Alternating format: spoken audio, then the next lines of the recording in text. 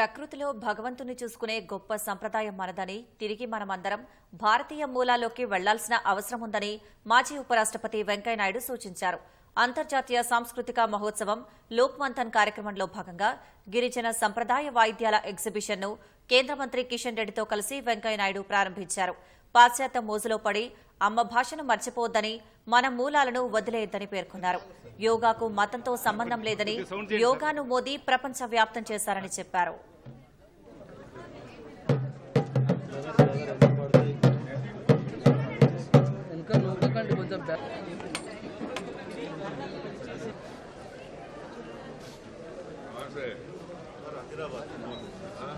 Sir जी नमस्ते। नमस्ते नमस्ते भगवान अरे एक बार एक फोटो लेंगे सर। అప్పుడు సంగీతం ఉండేది, సాహిత్యం ఉండేది, వాయిద్యం ఉండేది.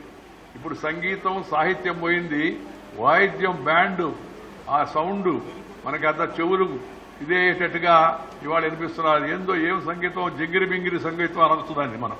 దానికి కారణం ఒకటి మన భాషను మనం మర్చిపోవడం, రెండు మన సంస్కృతిని మనం మర్చిపోవడం, ముందు మన వేషధారణ మనం మర్చిపోవడం. అందుకని ప్రతి ఒక్కరు కూడా మనం తిరిగి మన సాంప్రదాయాలకి సదాచారాలకు తిరిగి మళ్ళవలసిన అవసరం ఎంతో ఉందని సందర్భంగా నేను మనవి చేస్తా ఉన్నాను. చీమకు చక్కెర పెట్టి, పాముకు పాలు పోసి, చెట్టుకు బొట్టు పెట్టి, పశువుకు దండం పెట్టే పవిత్రమైన జాతి మంది హిందూ ధర్మం మనది. నీరు, నేల, గాలి, ఆకాశం ఇలా అన్నిటిలో భగవంతుణ్ణి చూడగలిగిన సంస్కృతి భారతీయుల యొక్క సొంతం.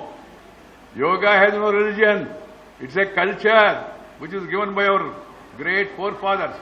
మోడీ గారు యోగాను ఐక్యరాజ్య సమితిలో ప్రవేశపెడితే 172 దేశాలు దాన్ని అంగీకరిస్తే ప్రపంచం అంతా ఇవాళ ఫాలో అవుతుంది. Yoga initiated by Modi, but yoga is not for Modi, it is for your body.